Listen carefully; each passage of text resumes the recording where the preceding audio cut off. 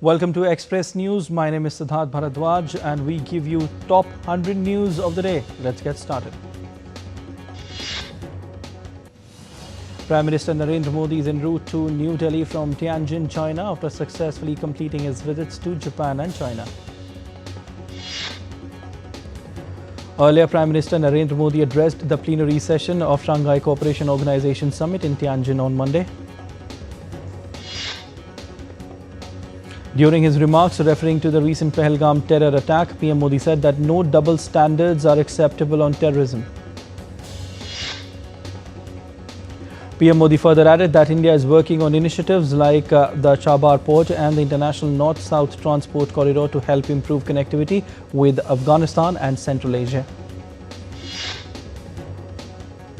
The Prime Minister also proposed the creation of an SCO Civilizational Dialogue Forum, adding that India is moving ahead following the mantra of reform, perform and transform, and that all must join India's development journey. SCO member states in strong words condemned the terrorist attack in Pahalgam on 22nd of April 2025.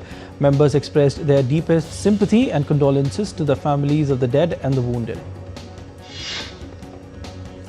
They further stated that perpetrators, organizers and sponsors of such attacks must be brought to justice.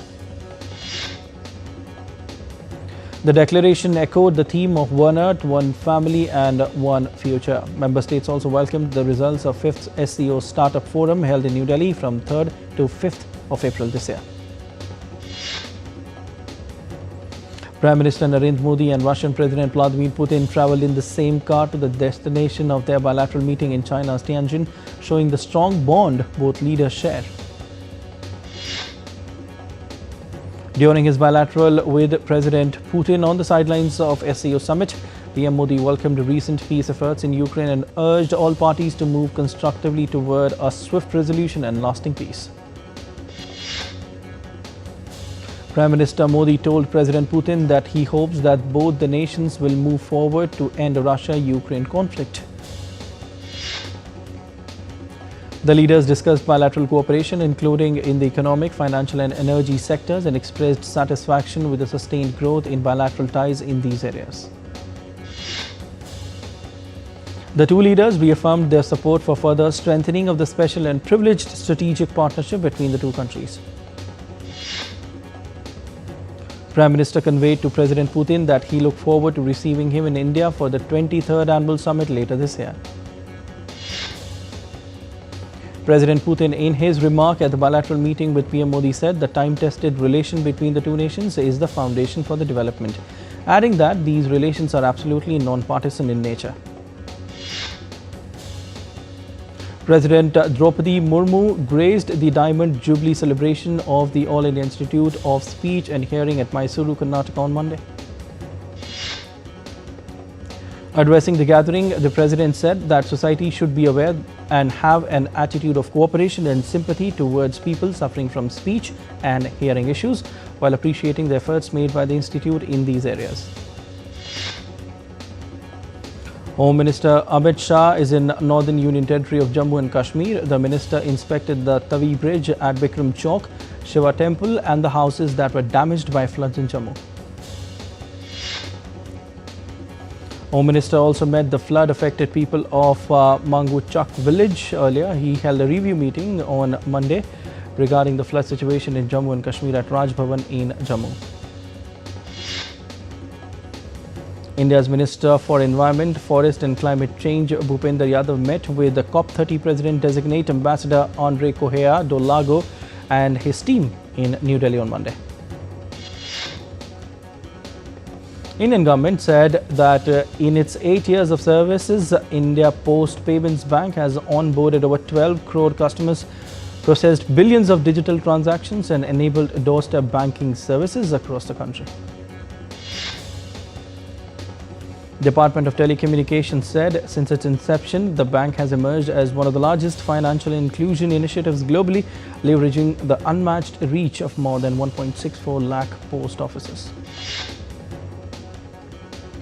India's digital payments landscape has achieved a significant new milestone as the number of transactions via the Unified Payments Interface has surpassed 20 billion in August 2025, National Payments Corporation of India data released on Monday showed.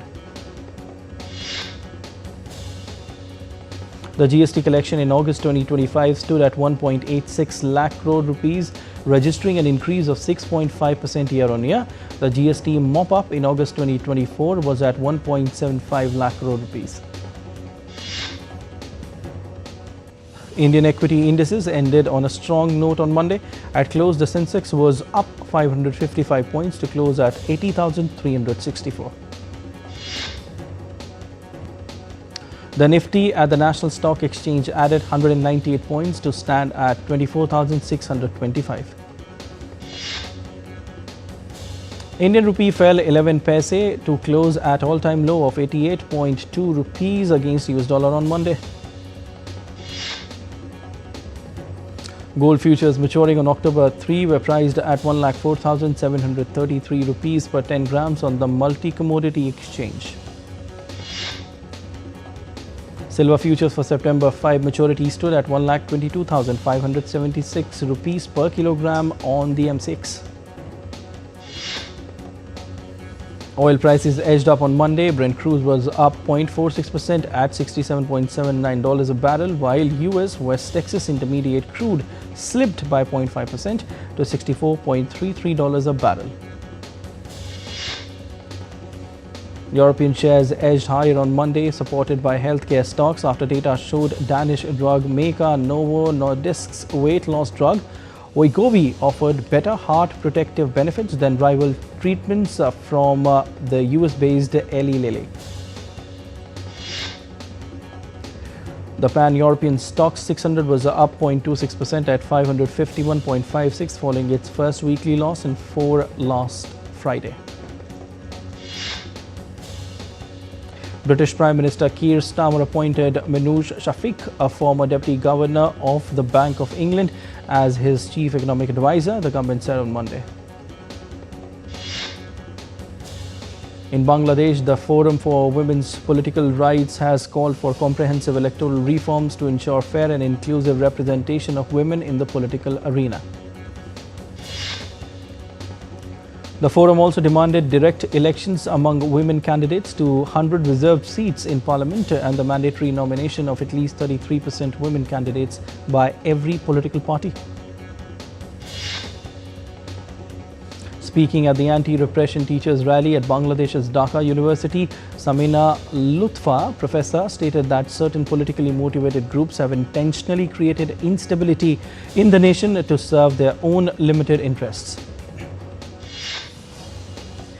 The biggest party in Thailand's parliament is meeting on Monday to decide whom it will back to form the next government. The two rival camps jostled for votes following the sacking of Paetongtarn Shinawatra as Prime Minister last week. A man was arrested on Monday after ramming his car into the gates of the Russian consulate in Sydney, Australian police said. Ukraine suspects Russian involvement in the murder of former parliamentary speaker Andriy Parubiy. The head of Ukrainian police stated that the crime was intentional and that everyone responsible will be brought to justice. US President Donald Trump dismissed the speculations of his deteriorating health on Monday. In a post on Truth Social, Trump posted he has never felt better in his life. The US boosted its maritime force in the waters of Venezuela as US defense officials confirmed that 7 warships, a nuclear-powered submarine and over 4,500 Marines and sailors are either in the region or on their way. Thousands of Indonesians rallied across the country as the military was deployed in the capital after 6 people were killed in nationwide protests over lavish perks for lawmakers. Yemen's Houthi rebels raided United Nations offices in the Yemeni capital Sana'a on Sunday and detained at least 11 UN personnel. Yemen's Houthi rebels said on Monday that they had fired a missile at a tanker in the Red Sea.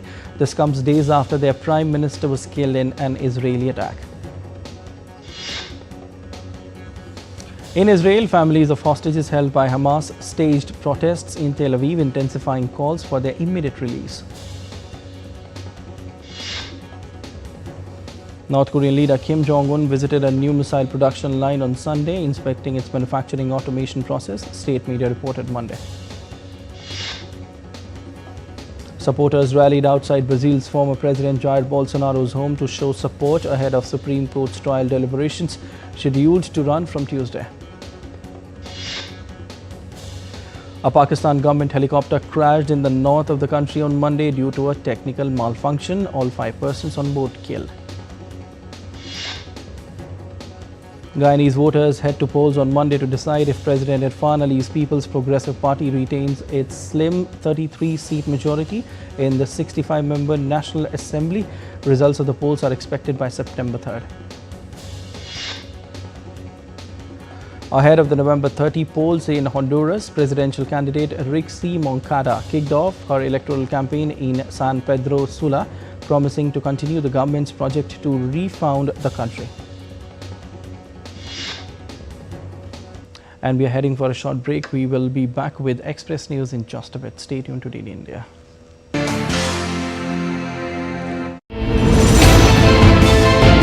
Geopolitics and trade deals. Economic challenges amid development. Hard work and the path to prosperity. It's the economy always. Between walkers, money is what money does and says. Supply creates its own demand. Between the bulls pulls and bears tears. When supply chains globalization and India rises to the podium. We'll get you centered with the economic brief at 8 p.m. every Thursday on DD India.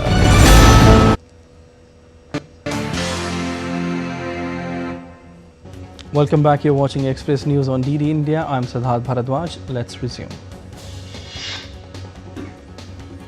A 6.0 magnitude earthquake hit eastern Afghanistan on Sunday night, killing over 800 people with more than 2,500 injured. Rescue operations are underway in several districts of Afghanistan to find missing people under the destruction and rubble caused by strong tremors. The strong tremors from Afghanistan's quake were felt as far as Kabul and Pakistan's Islamabad. Prime Minister Narendra Modi has expressed condolences for the people who lost their lives in Afghanistan quake. India has stepped up its humanitarian assistance to the affected regions struck by earthquake in Afghanistan, as 1,000 family tents and 15 tons of food supplies are being sent to Kabul. Further consignments of relief material are scheduled to be dispatched starting on Tuesday. A forest fire broke out in Buldan district of Turkey due to strong winds. 10 helicopters and over 300 firefighters have been deployed to battle the flames. Northern Thailand was hit by heavy rain from a weak low-pressure system, remnants of tropical depression Nongfa, leading to flash floods and major damage. In Pakistan, devastating monsoon floods have affected over 1.5 million people across thousands of villages, with more than 850 deaths reported. A cloudburst in Jammu and Kashmir's Doda district triggered flash floods that damaged hundreds of houses and cut off key roads.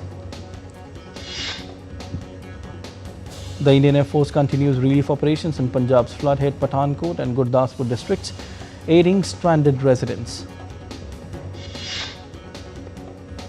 The Yamuna River in Delhi has again crossed the danger mark after heavy rainfall in upstream regions and water release from Haryana's Hatni Kund barrage. Heavy rains in Rajasthan's Ajmer on Monday caused severe waterlogging, disrupting movement in several areas.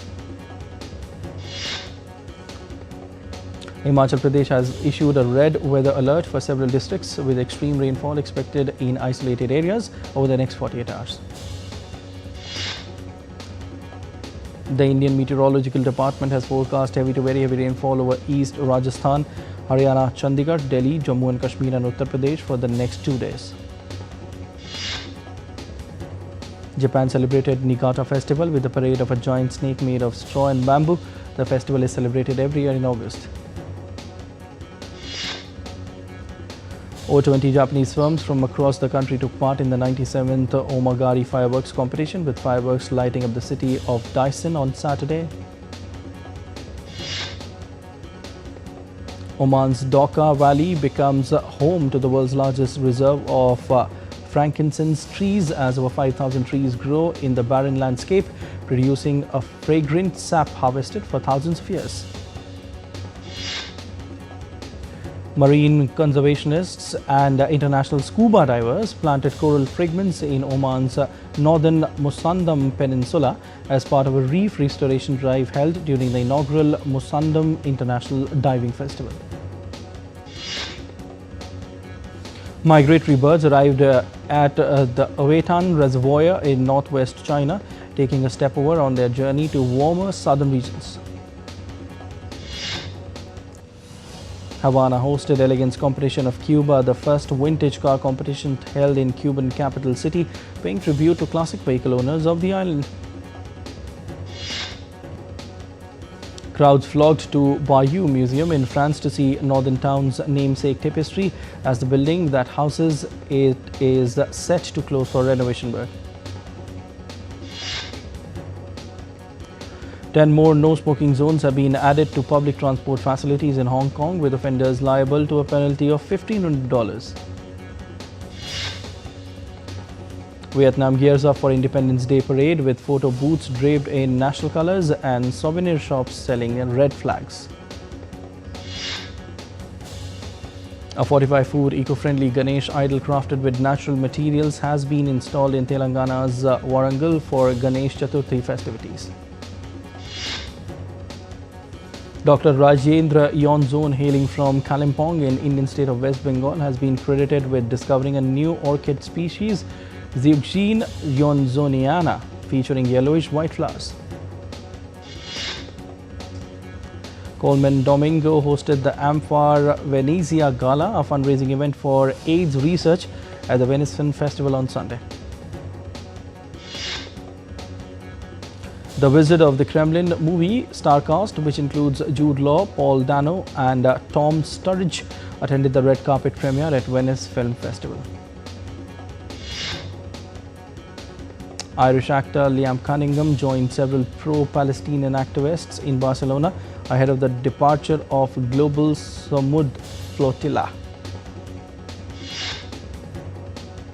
Actress-singer Amanda Seyfried talked about her recent project, The Testament of Anne Lee, which premiered at the 82nd Venice International Film Festival. Mads Mikkelsen and his Danish co-stars walked the red carpet for the Venice Film Festival premiere of the dark comedy The Last Viking. Writer Luis Verissimo, one of the most popular and respected authors in Brazilian literature, died Saturday morning due to pneumonia complications. Trailer of Sundance Film Festival awardee Sabar Bonda was unveiled on Monday. The movie is directed by Rohan Parshuram Kanawade.